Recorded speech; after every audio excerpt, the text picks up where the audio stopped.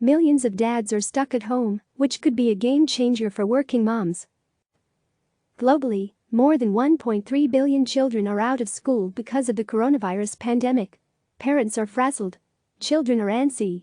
And the whole thing is proving a major shock to society.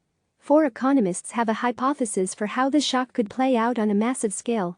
In a new research paper, Matthias Doepke and Jane Olmstead-Rumsey of Northwestern University, Titan Alon of the University of California San Diego and Michèle Tertilt of the University of Mannheim, predict 2 big outcomes for gender equality. First, the bad news. Over the short run, they predict, working moms will shoulder a higher burden than dads when it comes to providing childcare in the pandemic. But there's also good news. Millions of dads have suddenly been forced to stay home with their kids.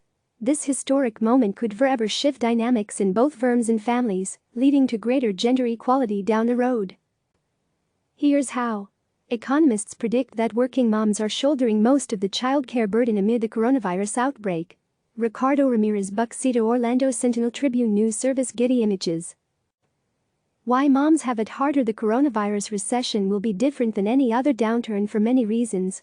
Among them, the way it impacts women and men in the labor force. First, some history. Early on in recessions, it's common for men to lose more jobs than women. The Great Recession, for example, was even nicknamed the Mancession because initially men bore 78% of the job losses. This happens in part because men dominate sectors like manufacturing and construction, which are prone to steep declines in an economic downturn, whereas women dominate jobs in nursing and teaching, which are more resistant to job losses. With the coronavirus recession, however, the steepest layoffs early on are in low-wage service jobs, which are closer to 50-50, if not slightly skewed toward women. Women hold 52% of restaurant jobs, 60% of hotel jobs, and 50% of retail jobs, for example. According to Doepke and his colleagues, women are also slightly less likely than men to work in occupations that have high rates of telecommuting, like computer, financial and mathematical professions. For working moms in any of these groups, serving as the primary childcare provider is more of a necessity than a choice, now that work has dried up and schools are closed. Among middle-class and higher-income couples, particularly those who have the ability to work from home, job losses may not be as severe, but trade-offs within families will still be common. After all, someone has to watch the kids. In heterosexual couples, that responsibility is still likely to fall on women. That's for several reasons, including the pay gap and social norms.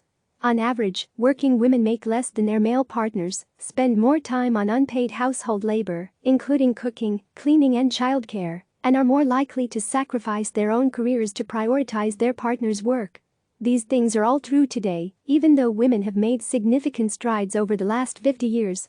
As of 2017, men still out-earned women in 69% of heterosexual couples, according to an analysis by the Pew Research Center. That pay gap, for many families, leads to a default decision to prioritize the husband's career. In the majority of households, where the man is the higher earner, there is going to be a temptation to cater to his career, and it's not impossible that it could have longer-term effects, said Francine Blau, an economics professor at Cornell University, who has conducted numerous studies on the gender pay gap. It's not just money that makes the decision. Even in families where women are the higher breadwinner, research has shown moms are more likely than dads to opt out of the labor force to care for children. In a lot of cases, gender trumps money, said Kristen Smith, a visiting research associate professor at Dartmouth who wrote her PhD dissertation on that phenomenon. Our social roles are so much more powerful in decision-making than money. All these dynamics are unfolding in households now in response to the dearth of childcare during the coronavirus pandemic. Which is why it's not surprising Doepke and his colleagues hypothesize working moms are likely picking up the largest share of childcare and homeschooling in many homes. It will take years for economists to collect all the data and analyze whether this was actually the case. But right now, they are also hopeful this moment could eventually lead to lasting change. A moment like World War II. While many mothers are likely to pick up the largest share of childcare during the crisis, that won't be true in all families. In some households, traditional gender roles will be reversed. Take for example families with moms who work in the healthcare industry and are fighting COVID-19 on the front lines. Women hold 4 million or 78% of all hospital jobs. They also hold 70% of pharmacy jobs and 51% of grocery store roles, another area that has been crucial in the pandemic. In many of these families, men will inevitably turn into the main childcare providers, either because they lost their own jobs or are able to work from home, Doepke and his colleagues say. Overall, that will mean millions of dads will suddenly find themselves as the primary caregiver, many for the first time in their lives. Such a dramatic shift in gender roles hasn't happened since World War II, when millions of married women entered the labor force for the first time to replace men in factories. That moment in history, still symbolized by Rosie the Riveter in the popular imagination, ended up increasing the participation of some married women, particularly white, educated women in the labor force, even after the war ended, according to research by Harvard economist Claudia Goldin and Dartmouth economist Claudia Olivetti. Likewise, Doepke and his colleagues think the coronavirus pandemic could increase men's participation in household labor, including childcare, even after the pandemic is over. They cite studies documenting how paternity leave policies in Spain and Germany increased fathers' involvement in childcare later on.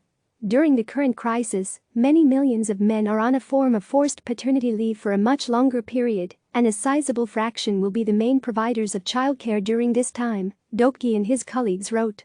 Hence, even while women carry a higher burden during the crisis, it is still highly likely that we will observe a sizable impact of this forced experiment on social norms and ultimately on gender equality in the near future.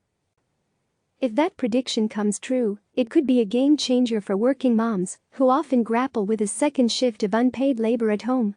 Women spend more time on household labor than men in every industrialized nation tracked by the OECD.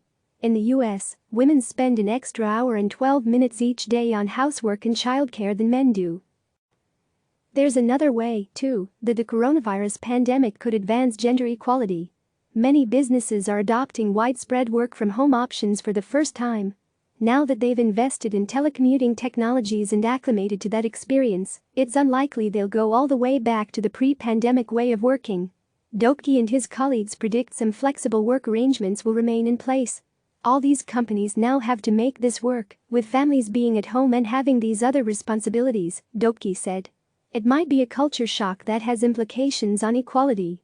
According to Goldin's research, the lack of flexible work arrangements is one factor that drives the pay gap between men and women. If that were to change, and more companies encouraged flexible work options in the future, that shift could possibly lead to a narrower pay gap, as well.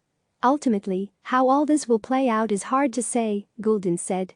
But economists will study the coronavirus recession and its reverberations on gender equality for years to come.